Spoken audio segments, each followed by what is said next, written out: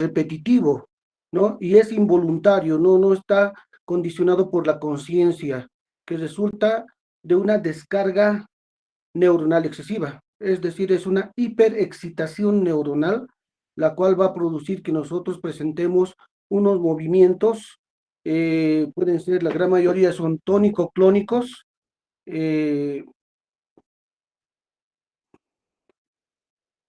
tónico-clónicos, que pueden ser también por aumento del tono generalizado, o sea, se ponen duros, o por pérdida del tono que en el cuerpo parece como si estuviera muerto. O sea, tú alzas el brazo, la pierna del paciente y básicamente se le va a caer el brazo y la pierna, no tiene un control adecuado, ¿no? La gran mayoría de las convulsiones tienden a ser con pérdida de la conciencia. Son muy pocas de las convulsiones que van a presentar sin pérdida de conciencia. Habitualmente las que son sin pérdida de conciencia son aquellas que son las convulsiones focales, ¿no? Bueno, las crisis, hay que hacer una gran diferenciación que es un poco de semántica, básicamente, donde podemos tener las crisis convulsivas y la crisis epiléptica. Ambas tienen una pequeña variación, ¿no? La crisis convulsiva es cualquier tipo de crisis motora, es decir, cuando el paciente está comenzando a temblar todo el cuerpo, principalmente, puede ser tónico-clónica, como les decía, ¿no? Tónico, que es duro, y clónica, que se mueve. Mientras la crisis epiléptica son episodios paroxísticos por actividad neuronal excesiva que se manifiesta con síntomas motores, sensitivos, sensoriales, autonómicos o psíquicos. Es decir, si yo tengo una hiperexcitación neuronal, yo estoy caminando, me puedo detener como si alguien me hubiera dicho encantado, o sea, yo me quedo parado como si fuera una estatua. Al pararme, o sea, estoy convulsionando básicamente, eso se da más en adolescentes y en adultos, se llama ausencia, ¿no? En todo caso, eso es una crisis epiléptica, o sea, no necesito estar con movimientos tónico-clónicos, es decir, temblando el cuerpo. Las convulsiones febriles son importantes en pediatría porque vamos a tener que ver si vamos a dar o no un tratamiento antiepiléptico, fármacos antiepilépticos. En una convulsión febril se asocia pues, principalmente cuando la temperatura es de 38 grados para arriba. Es poco frecuente que un paciente pueda tener una convulsión febril con 37,5. O sea, de 37,5 a 38 hablamos de febrícula, ¿no? Pero es poco probable. Habitualmente se da en los niños que tienen entre la edad de 5 meses a 5 años. Ahora, las convulsiones febriles pueden ser simples o también complejas. La gran diferenciación entre la convulsión febril simple y la compleja son unos 3 puntos a tomar en cuenta. Uno, en la convulsión simple habitualmente se presenta dentro de la edad que habíamos mencionado, de 5 meses a 5 años, presenta un evento convulsivo durante un cuadro febril y tienden a durar menos de 15 minutos. Tienden a ser crisis convulsivas generalizadas.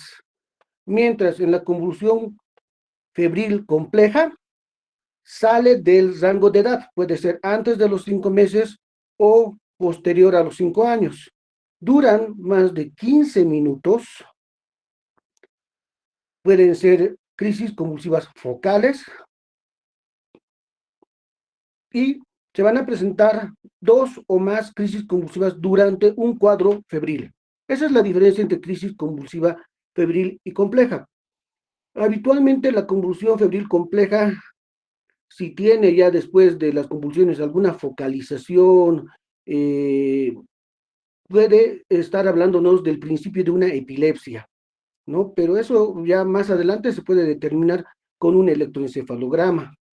En el electro, si presentamos actividad epiléptica, probablemente estamos hablando de epilepsia, pero cualquier crisis convulsiva que presente sin fiebre, pues ya definitivamente es epilepsia, no estamos ya hablando de una convulsión febril. El tratamiento habitualmente es solamente un antitérmico, ¿no? Puede ser el paracetamol, el ibuprofeno, que son los más frecuentemente utilizados. Si llegan a emergencias, habitualmente para bajar un poco más rápido la fiebre, usamos el metamisol, que se puede colocar de forma intramuscular o intravenoso, ¿no? Para bajarlo más rápido la fiebre. También se puede usar medios físicos para tal situación. Ahora, la convulsión febril no tiene que estar asociada a una infección o inflamación del sistema nervioso central. No tiene alteraciones metabólicas sistémicas que causen convulsión, como hiponatremia. Habitualmente cuando el sodio baja por menos de 127, el paciente puede llegar a convulsionar. No tiene que estar asociado a hipoglicemia u otras alteraciones hidroelectrolíticas. No tiene historia previa de convulsiones sin fiebre.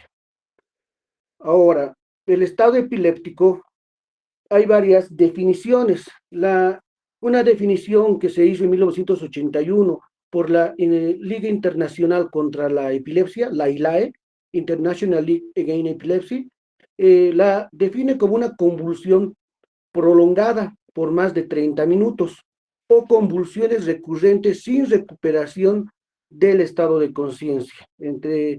Eh, entre ellas, ¿no? O sea, no vas a recuperar convulsiono, no recupero la conciencia, sigo convulsionando y tienen que durar más de 30 minutos. Según la Organización Mundial de la Salud, la define como crisis epiléptica suficientemente prolongada o repetitiva como para provocar una condición fija y duradera. Lowenstein y sus colaboradores en 1999 puso una definición operacional que es aplicable principalmente al estado epiléptico convulsivo generalizado, como convulsiones continuas que persisten por más de 5 minutos, considerando que si persisten más de 5 minutos, es probable que continúen por más de 30 minutos, siendo estas últimas más difíciles de tratar. La clínica. Los síntomas clínicos incluyen la alteración o pérdida de la conciencia, habitualmente, un comportamiento anormal y la actividad motora anormal, que puede ser autolimitada, sensitiva, sensorial o psíquica. Ahí les he puesto un pequeño recuadro, ¿no? Donde se clasifica al estado epiléptico precoz, al establecido, al refractario y al superrefractario. El estado epiléptico o el estatus epiléptico precoz es el que va a estar entre los 5 minutos a 30 minutos. Tiene una fase 1 que se llama inicial o compensada, donde va a haber contracciones musculares, lo cual va a provocar o se va a asociar con hipoventilación, disminución de la presión de oxígeno, aumento del dióxido de carbono, aumento de la LDH, lo cual va también a bajar el pH, o sea, va a haber una acidosis, y debido a las contracciones musculares y a va a producir una rhabdomiólisis, puede o no aumentar la fiebre. En el sistema nervioso autónomo va a haber un incremento de las catecolaminas, de la frecuencia cardíaca, de la hipertensión arterial, y aumento de la glucosa, los leucocitos, puede asociarse a sudoración, salivación y secreción bronquial. Va a existir una mayor demanda cerebral con aumento del flujo sanguíneo cerebral y puede provocar un edema cerebral vasogénico con la consiguiente hipertensión intracraniana. En la fase 2 o meseta,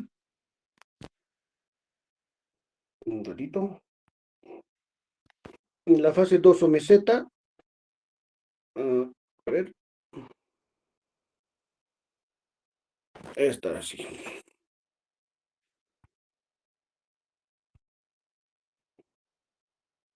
Va a existir mayor disminución de la presión arterial, disminución del oxígeno, aumento del CO2, puede ya la fiebre aumentar, disminución del flujo cerebral, del flujo sanguíneo cerebral, un aumento del flujo pulmonar, aumento de la glucosa aumento del potasio y por la rhabdomiólisis, aumento de la creatinfosfoquinasa, ¿no?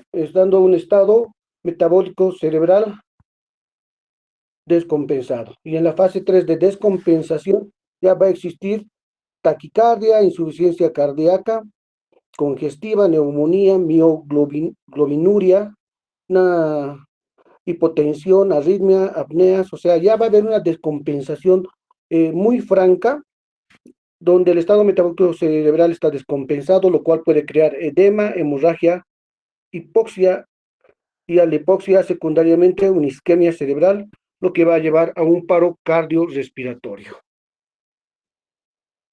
¿no? Vamos a ver quién nos está ingresando.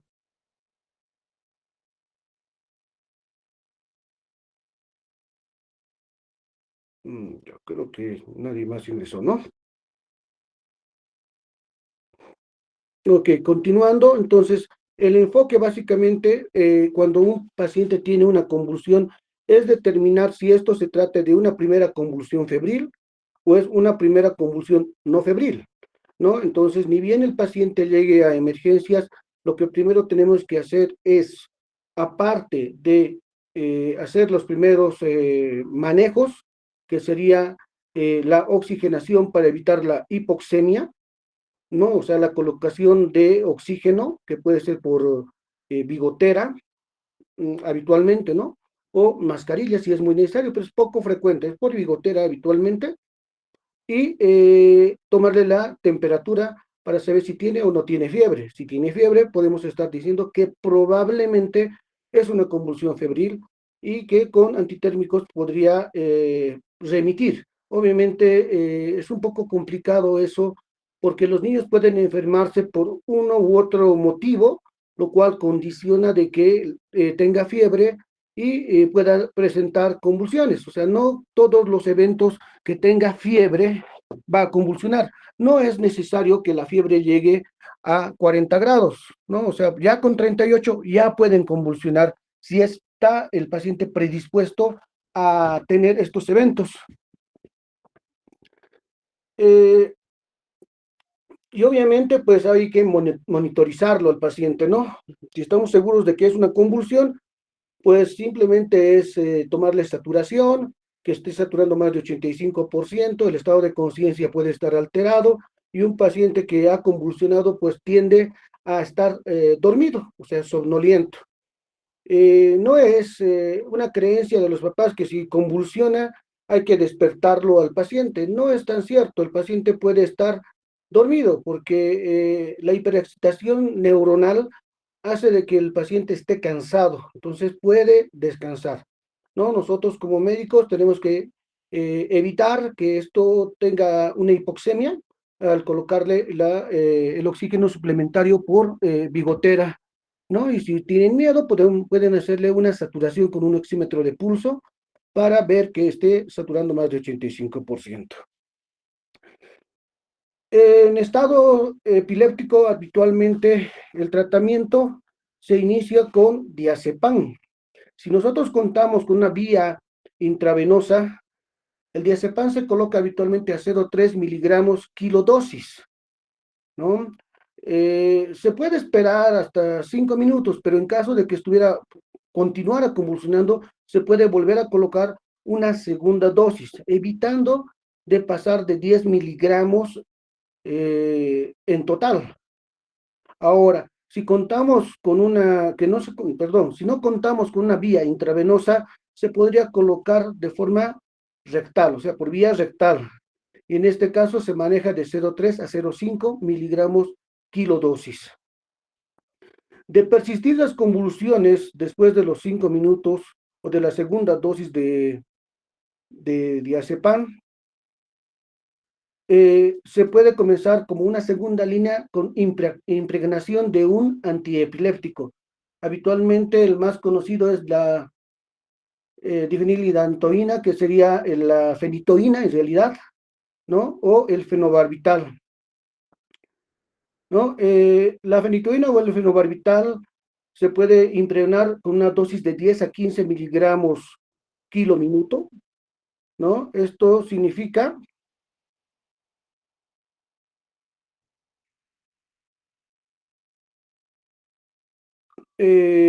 bueno, kilo minuto. Esto tiene que estar diluido habitualmente en una solución fisiológica al 0,9% para pasar una velocidad de impregnación que sea menor o igual a 0,6 miligramos kilo minuto, ¿no? Entonces, eso si se dan cuenta, miligramo kilo minuto, digamos, un paciente de 10 kilos, si le quieren impregnar con a 15 miligramos kilo dosis, hay que multiplicar, 10 por 15 les va a dar 150. La ampollita viene de 100, entonces tendrían que usar una ampolla y media, lo cual tiene que estar diluido en solución fisiológica. Si es muy chiquitito el niño, pueden usar 50 o 100 ml nada más. Si es más grande el niño, puede usar 200, 250 ml, ¿no? En niños muy pequeñitos no se recomienda usar mucho líquido por la sobrehidratación, lo cual puede producir otro tipo de problemas, edemas, edema pulmonar, por eso se restringe en todo caso, perdón, oh, ya, perdón, en todo caso se restringe la cantidad de líquido, ¿no? Y si pasan en 30 minutos, tendrían que dividir el total de la dosis, que era 150 miligramos de fenobarbital o fenitoína, eso lo dividen entre el peso y lo dividen en la cantidad de minutos. Si lo van a pasar en 30 minutos, les tiene que salir igual o menos de 0,6 miligramos kilo minuto, ¿no? Bueno, si de persistir los eventos convulsivos pueden repetir la impregnación una segunda o una tercera vez. Teóricamente no tienen que pasar de 45 miligramos kilo día, es decir, de las tres dosis no pueden pasar, por eso la primera puede ser a 15, la segunda vez que impregnen a otras veces a 15 y la tercera a 10. De persistir en los eventos convulsivos después de las tres impregnaciones, lamentablemente estamos en un estado epiléptico refractario, donde si ven todo el cuadrito que hemos visto, puede llegar a un paro cardíaco. En todo caso, es ya indicación para pasar a terapia pediátrica, ¿no? A unidad de terapia intensiva pediátrica. En caso de epilepsia, bueno, que ustedes ya hayan comprobado por la anamnesis que el papá o la mamá o el familiar que venga con el paciente les diga que el paciente ya había convulsionado con anterioridad, eso puede ser, no sé, digamos, un paciente que convulsionó a los 3 años y no iniciaron tratamiento. El médico anterior no inició tratamiento, pero esta es la segunda vez que convulsiona y viene sin fiebre. Eso es una convulsión que no tiene fiebre, ¿no? En todo caso, ya son dos eventos convulsivos, por lo cual estarían ante una epilepsia. Y en ese caso tendría que tomar los estudios. La ILAE recomienda que se tome una resonancia magnética de cráneo, que eso es para tratar de determinar cuál es la causa de las crisis convulsivas. Y obviamente tienen que pedir un electroencefalograma que sirve para dos objetivos. Uno, para tratar de determinar cuál síndrome convulsivo es, porque existen muchos tipos de epilepsias, pero eso es más una cuestión académica, pero en algunos casos esos síndromes pueden ser o te van a indicar si es de fácil control o de difícil control. Un ejemplo, el síndrome de Lennox-Gastaut es una epilepsia donde el paciente tiene un franco deterioro del desarrollo psicomotor, es decir, no va a hablar, no va a caminar.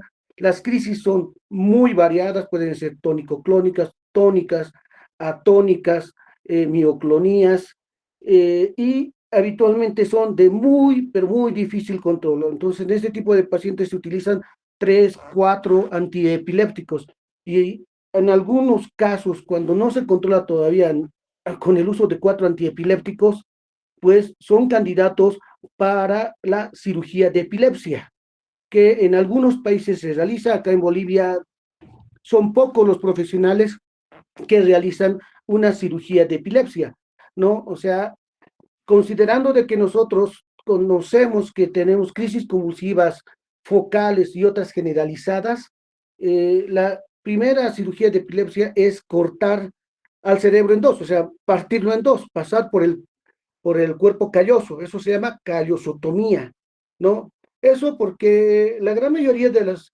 convulsiones son focales y se van a generalizar de forma secundaria. Entonces, al hacer la callosotomía, lo que estamos haciendo es disminuir las crisis generalizadas, ¿no? Entonces, ese es un procedimiento. Y hay otro tipo de procedimientos que ya son más de especialidad de neurocirugía que nosotros en realidad no nos compete, ¿no?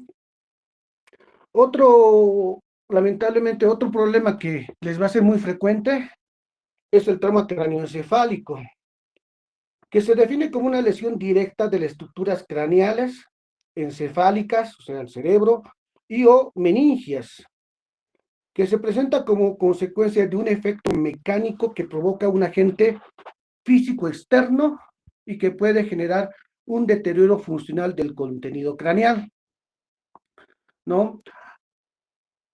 El trauma craneoencefálico es muy frecuente en la edad pediátrica, sea aislado o formando parte de un politraumatismo. Es la primera causa de mortalidad entre los niños de 1 a 14 años.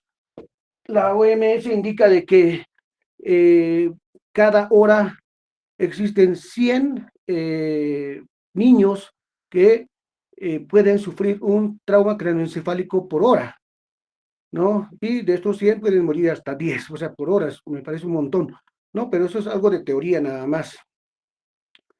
Ahora, en un trauma craneoencefálico puede ser provocado por una caída accidental, que el niño estaba brincando en la cama y se cayó, ¿no? O un accidente de tránsito donde no está usando el cinturón de seguridad, el uso de bicicletas, ya estamos cerca del día del peatón, donde muchos niños van a usar su bicicleta o sus patines y pueden sufrir las caídas accidentales. Otros se caen del resbalín o del columpio. Entonces, son muchos los casos que son de forma accidental, pero como médicos nosotros no tenemos que descartar que alguno de estos niños pueda ser por maltrato infantil, un síndrome de Kempe, ¿no? Donde el niño sufre el trauma craneoencefálico y no, las lesiones que presenta en el cuerpo no coinciden con lo que el papá o la mamá o el cuidador dice, porque él puede decir, se cayó, estaba correteando, pisó el balón y se cayó y golpeó la cabeza, ¿no? Perdió la conciencia o vomitó después de eso, pero increíblemente el niño puede tener otro tipo de lesiones a nivel de brazos y piernas. Entonces es muy importante en un trauma craneoencefálico el manejo inicial y después también hay que hacer toda la exposición del cuerpo para buscar otro tipo de lesiones que pueda tener, ¿no? Como habíamos mencionado, es muy importante ver el estado de conciencia del niño y para valorar el estado de conciencia en un paciente que tenga trauma craneoencefálico utilizamos la escala de Glasgow, ¿no? Que ya creo que en alguna oportunidad les había mandado, donde valora la apertura ocular, la respuesta verbal, la respuesta motora.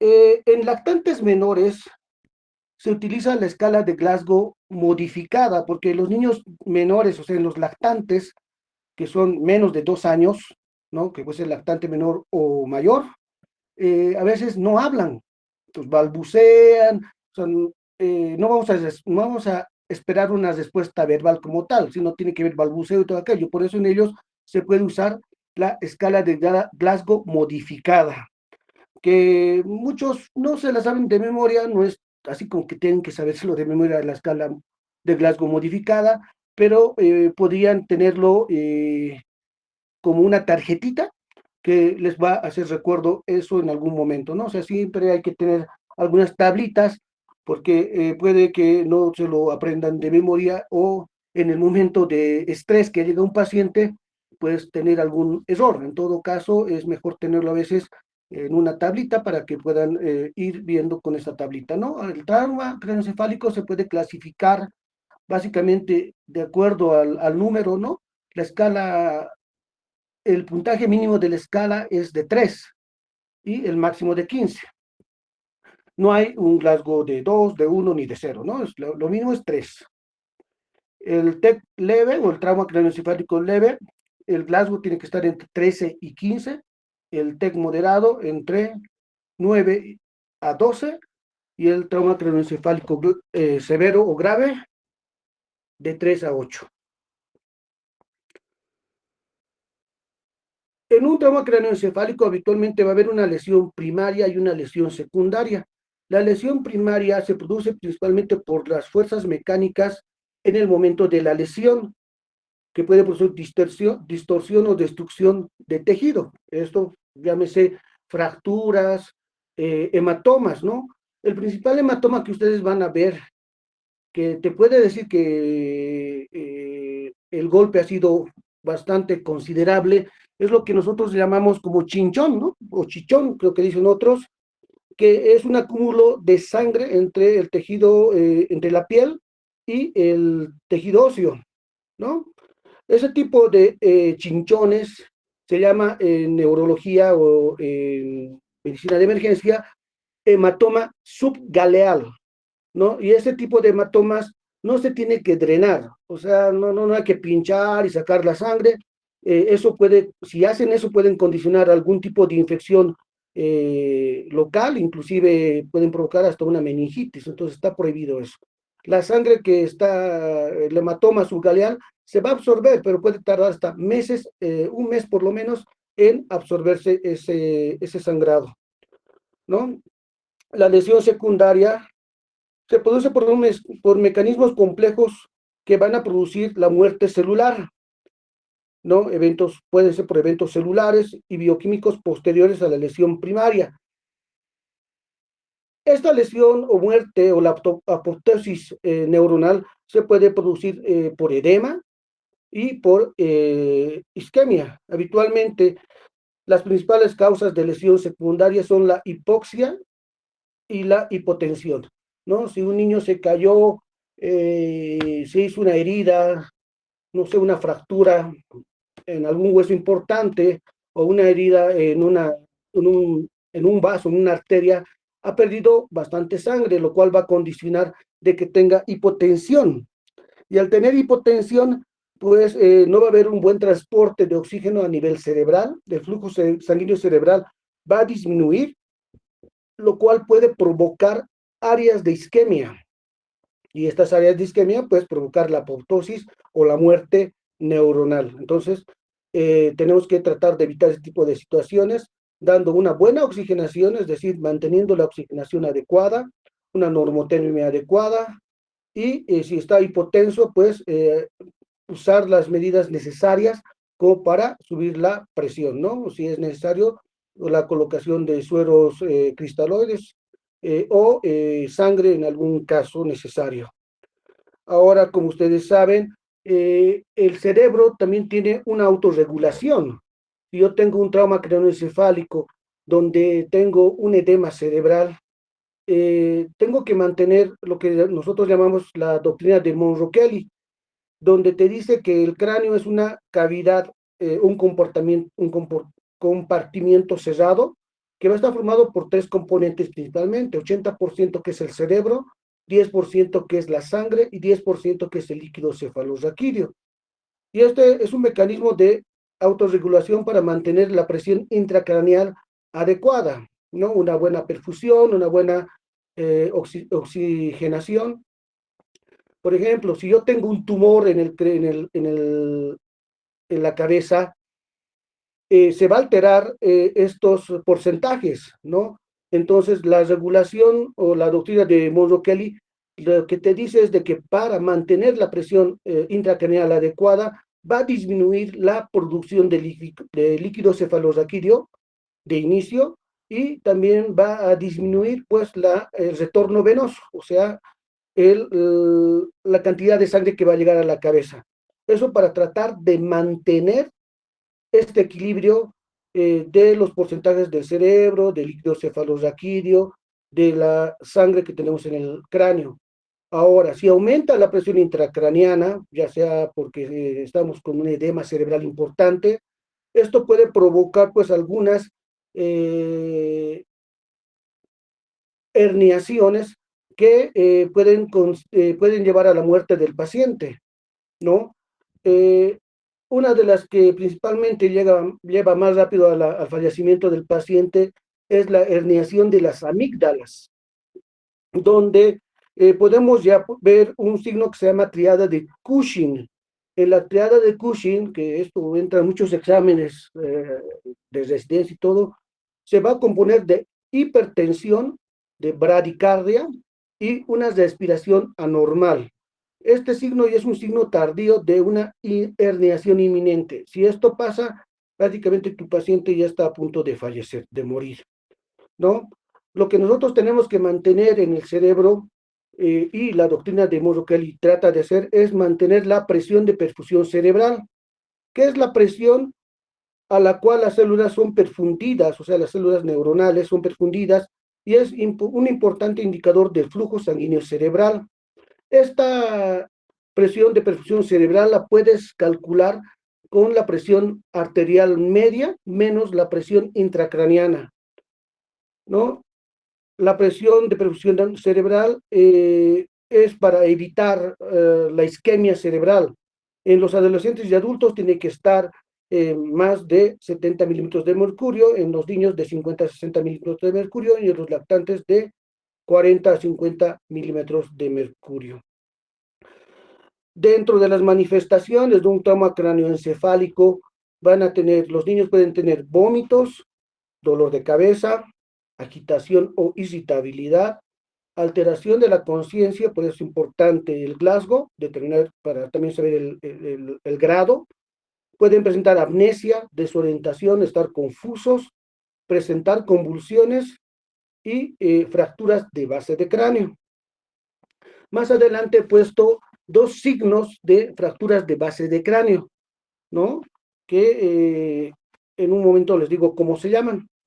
A la exploración física puede estar, hay que determinar el nivel de conciencia, que se puede utilizar para eso la escala de Glasgow, el tamaño pupilar y la respuesta a la luz. También se puede realizar el fondo de ojo. Sé que muchos no tenemos un oftalmoscopio bueno, o en algunas clínicas no lo hay, o hospitales, pero es muy importante hacer el fondo de ojo, porque si nosotros vemos edema de papila del ojo, nos está diciendo de que hay algo que está comprimiendo a ese nervio, ¿no? Puede ser una hidrocefalia, puede ser un hematoma epidural, subdural, subaracnoideo, o sea, hay algo que está ya rompiendo la doctrina de Monro Kelly, o sea, la autorregulación. Puede haber respuesta de las extremidades al dolor. Ahí en esta imagen, ahí se puede ver al lado derecho, o sea, sería en todo caso al lado izquierdo de la mano, ¿no? Pueden ver la hemorragia subaracnoidea. Arriba, lo que tiene una imagen de lente biconvexo, habitualmente es la forma que tiene la hemorragia epidural. Y cuando es más deforme, no tiene esta imagen de lente biconvexo, es la hemorragia subdural, ¿no? En las tomografías, acá se les saca algunas imágenes, en la figura A, eso es una imagen en un lente biconvexo, entonces es una hemorragia epidural, y si ustedes ven un poquito más, el hueso está con fractura de hueso, ¿no? Que es una fractura importante porque el diploide ha vencido la tabla interna. Entonces, esto es ya más quirúrgico. Si ven, está la línea media del cerebro, lo está empujando hacia el lado sano, se podría decir. O sea, esa línea media no está pues al media como tal, ¿no? En la imagen B, esa es un hematoma subdural. Y en la C, donde están las flechitas, al medio no se nota muy bien las flechitas, son imágenes hiper densas que nos indican de un hematoma subaracnoideo. Todo lo que se ve blanco en las tomografías se llama hiperdenso. Todo lo que es negro es una imagen hipodensa. En resonancia magnética, lo blanco es hiperintenso y lo negro es hipointenso, ¿no? Para que tengan un poco de conocimiento en ese sentido. Y como les decía, como había fracturas de base del cráneo, podemos encontrar algunos signos, ¿no? Lo que van a encontrar es el signo del ojo de mapache, ¿no? Va a estar como si le hubieran pegado en los ojitos al niño. Otro signo es el signo de batalla, el signo de battle, ¿no? Que es una equimosis retro eh, auricular. Y otro signo de fractura de base de cráneo es la salida de líquido cefalorraquídeo, ya sea por la nariz o por el oído, ¿no? Entonces, una otorraquia, cuando es por el oído, y si es por la nariz, una rinorraquia. Hay algunos criterios para realizar la tomografía que es importante en un trauma craneoencefálico, ¿no? En algunos criterios, ahí les he mencionado algunos, es la pérdida del estado de alerta de más de 5 minutos, una amnesia, que el niño no se acuerde por más de 5 minutos, que esté letárgico, que haya presentado 3 o más vómitos, que tengan crisis postraumáticas, convulsiones postraumáticas, que el Glasgow esté menos de 15 en menores de un año, es decir, en un niño que de un año que tenga, basta que tenga 14, ya le tienen que hacer una tomografía. Y en los demás niños que esté menos de 14 para cualquier edad. Que tenga un déficit neurológico focal, que, que tenga una lesión craneal abierta o deprimida, una fontanela atención, o sea, que esté hinchada la fontanela en niños chiquititos, eso principalmente niños menores de un año, que tenga datos de fractura de base de cráneo, ya hemos hablado, ¿no? Del signo de ojos de mapache, el signo de Butler, o salida de líquido cefalorraquídeo por el oído o la nariz, que tenga un hematoma subgaleal, que es lo que decíamos, un chinchón que sea más de 5 centímetros, una sospecha de lesión no accidental, eso es como que tú sospechas un maltrato infantil, un síndrome de Kempe, ¿no? Muchas veces los cuidadores o los padres o los padrastros, en la gran mayoría, agarran a los niños chiquititos que no pueden hablar, que no saben hablar en realidad, y ¿cómo les puedo decir? Los hacen de adelante hacia atrás, ¿no? Como tratando de calmarlos. Eh, Eso se llama shaking baby, es el niño sacudido, ¿no? Eso también puede producir hematomas o traumas craneoencefálicos cerrados. O sea, en ese caso tú no vas a ver una lesión, un chinchón, no vas a ver nada, simplemente eh, tienes que sospechar eso si la historia no coincide.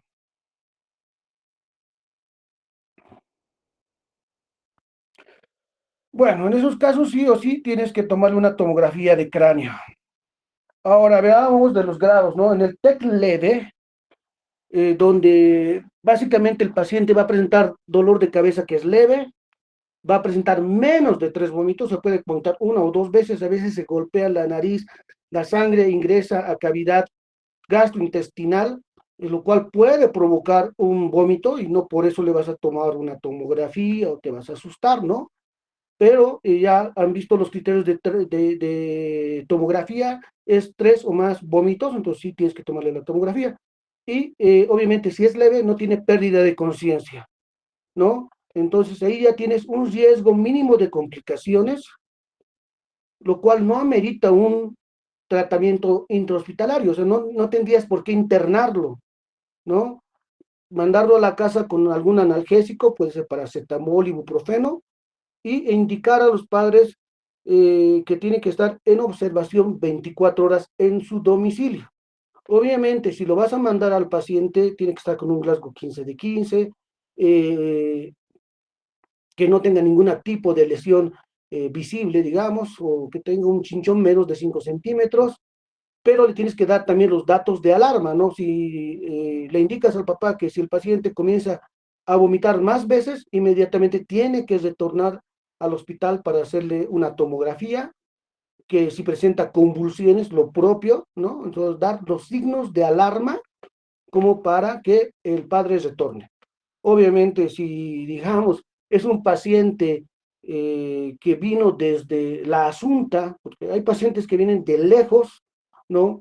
En ese caso es mejor nomás, aunque sea trauma craneoencefálico leve, internarlo para observación, ¿no? Y si es necesario hacerle una tomografía para descartar de que no haya un hematoma o un edema cerebral principalmente, ¿no? O sea, hay que considerar si el paciente, digamos, presentara algún signo de alarma que ustedes le están diciendo al papá, pero si el papá vive lejos o es un padre o madre que no tiene una buena educación, o sea, no les entiende, ustedes consideran que no los entienden, yo creo que es mucho mejor internarlo al paciente para evitarse algún tipo de problema y evitar que el paciente tenga mayor daño por el trauma craneoencefálico, ¿no? Aunque sea un trauma craneoencefálico leve.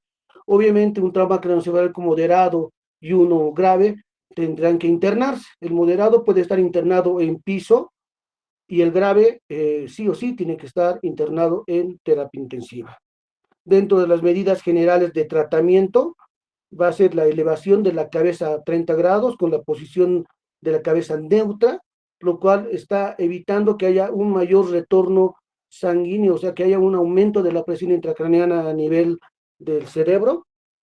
Hay que mantener una normoxemia, es decir, hay que colocarle el oxígeno como una medida antiedema, ya les he indicado, puede ser por bigotera, y se puede colocar un monitor para determinar cómo está su presión arterial, cómo está la oxigenación, su frecuencia respiratoria, ¿no?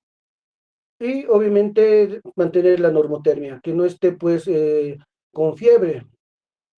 Al existir fiebre puede haber mayor dilatación de los vasos cerebrales, lo cual también puede producir una hipertensión intracraniana.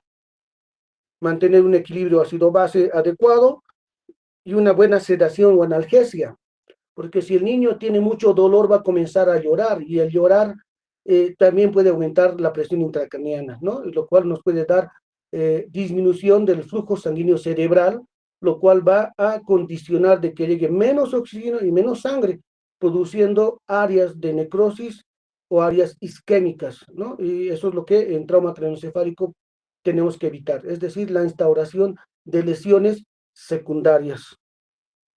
El tratamiento de edema cerebral, como les había ya mencionado, si veo que en la tomografía no hay sangrados, no hay hematomas, ningún tipo, intraparenquimatoso, subgaleal, eh, epidural o sudural, en todo caso, tan solo veo que existe una disminución, no puedo diferenciar entre la sustancia gris y la sustancia blanca. Entonces tengo que sospechar en un paciente que está vomitando de que tiene edema cerebral, ¿no? En ese caso tengo que utilizar el tratamiento de solución hipertónica al 3%. En niños menores habitualmente o niños en pediatría no usamos el manitol, eso se utiliza mucho más en personas adultas. Y para nosotros calcular una solución hipertónica al 3%, se tiene que mezclar solución fisiológica al 9%, 88 ml, más cloruro de sodio 12 ml. Ahí ya tienes tu solución hipertónica, ¿no? Y esta solución que ya la han mezclado, tienen que pasar 1 ml kilo por hora el primer día. Se los estoy poniendo así un ml, mucho más sencillo de recordar, porque hay libros que dicen que la primera hora puedes pasar 2 ml kilo hora, la primera hora. Y las otras restantes 23 horas es 1 ml, o sea, no creo que haya mucha diferencia si tú le pasas a 1 ml kilo hora el primer día. Y luego el segundo día le bajas a la mitad, a 0,5 ml kilo hora, y el tercer día a 0,25 ml kilo hora, ¿no? Obviamente tú estás preparando ahí arriba, si tu suma son 100 ml, ¿no? Entonces tendrás que decirle a la enfermera que esto lo duplique, lo triplique, lo vuelva a 4 veces, que multiplique 4 veces de acuerdo al peso del paciente, para que pueda estar todo el día de acuerdo a tu indicación, ¿no? Como conclusiones de todo trauma craneoencefálico, básicamente el objetivo de tratamiento en un trauma craneoencefálico es la prevención de daños, ¿no? Como la hipoxia, la hipotensión o el edema cerebral. que conlleven a la progresión de una lesión secundaria que se va a asociar a un mal pronóstico. Obviamente, si nosotros vemos que tiene un hematoma epidural o subdural que es bastante grande y que está empujando la línea media a la contralateral, nosotros ya ahí, como médicos de emergencia, aparte de colocarle oxígeno, tratar de mantener una buena oxigenación, una buena temperatura, mantener la presión arterial adecuada, más no vamos a hacer, más que tomarle los estudios de gabinete y estudios de laboratorio, porque es un paciente que probablemente es candidato para entrar a una craneotomía, es decir, a drenar la sangre que está haciendo un efecto de masa, ¿no? Para lo cual tendrán que llamar al neurocirujano y para que ingrese a quirófano, mínimamente pues le tienes que pedir eh, cómo está pues la coagulación sanguínea, cómo están las plaquetas, ¿no? Porque lo primero que te van a observar en el momento de la valoración por el anestesiólogo, él te va a pedir todo eso. Inclusive, en muchos casos, si ha perdido mucha sangre, está hipotenso el paciente, tienen que solicitar también pues un paquete de globular, ¿no? Para que el paciente pueda ingresar, ¿no? Este tipo de pacientes, la gran mayoría, cuando ya se drena el hematoma epi o subdural, no requieren ingresar a terapia intensiva, ¿no? Ahora, si ya el Glasgow está muy alterado o baja de repente de 12, digamos, a 9 o a 8, entonces es nomás prudente mandarlo a terapia intensiva, ¿no? Para evitar algún tipo de problema posterior. Bueno, eso básicamente serían las emergencias neurológicas, las más frecuentes que les va a llegar, que son lo que básicamente es a diario que este tipo de pacientes llegan, ¿no? No sé si tienen alguna duda o pregunta en relación al tema.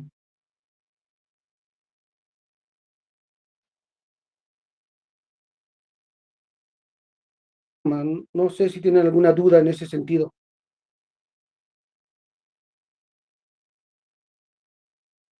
Está bien, doctor, gracias. Ok, les agradezco. Si no hay ninguna duda o pregunta,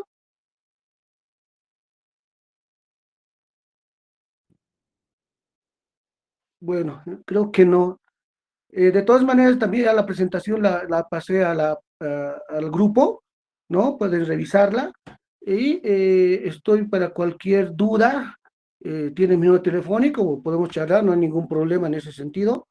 Y cualquier dudita que tengan, pues me hacen saber para que yo les pueda sacar de la duda. Agradezco y que pasen una buena noche, un buen fin de semana. Hasta luego, doctor. Gracias. Hasta luego. Muchas gracias.